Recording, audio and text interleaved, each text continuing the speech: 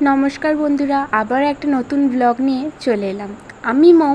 আজকে আমি শেয়ার করব ডুয়ার্স যাওয়ার আবার একটি নতুন ব্লগ। তো আমরা এখানে সকাল 10টার দিকে রওনা দিয়েছিলাম হলদিবাড়ি এক্সপ্রেসে। তো এনজিপিতে নেমেই দেখো গাড়ি আমাদের নিতে চলে এসছে। অনেক দূর চলে আসা হয়ে গেছে।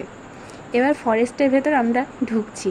দেখো জায়গাটা খুব সুন্দর, পুরো অন্ধকার। এখানে তো আমাদের ভয়ও লাগছিল যে পাশ থেকে যদি কোনো লেপার্ড বা হাতি যদি চলে আসে, কিন্তু আমাদের ড্রাইভার দাদা জানালেন যে ওসবের কোনো ভয় নেই। কারণ বন্যজন্তুরা বেশিরভাগই গভীর জঙ্গলের দিকে থাকে, আর তারা অবশ্যই জানে যে এখানে মানুষের যাতায়াত আছে, তো তারা এদিকে আসবে না। তাই আমরা নিশ্চিন্ত ছিলাম। আর গাড়িতে বসে বসে আমরা সবাই ভূতের গল্প করছিলাম, কারণ জঙ্গলের মধ্যে এই রাতের বেলায় ভূতের গল্প শোনার মজাটাই আলাদা, তাই না?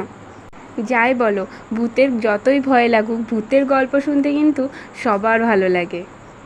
তো গাড়িতে যেতে যেতে আমরা ভূতের গল্প, অন্তাক্ষরী সবই করছিলাম, খুবই ভালো লাগছিল। তো আস্তে আস্তে দেখো আমরা আমাদের রুমের দিকে পৌঁছাচ্ছি। আর এটা ছিল গরুমারা ফরেস্টের ভেতরে। আর দেখো এখানে তার পরের দিন আমরা চলে এসেছি সাইট সিন করতে। এটা হচ্ছে মূর্তি নদী। আর এই যে পাহাড়টা দেখছো এটা হচ্ছে সুলতানি ফরেস্ট। এখানে একটা সুন্দর ব্যালকনি ছিল, এখানে বসে আমরা সবাই মোমো খাচ্ছিলাম। আর পাহাড়ের মোমোর যে কী টেস্ট সেটা তো তোমরা সবাই জানো। পাহাড়ের মোমো যদি খেয়ে থাকো, অবশ্যই এখানকার মোমো একদমই ভালো লাগবে না। ব্লগটা এখানেই এন্ড করছি, সাবস্ক্রাইব করে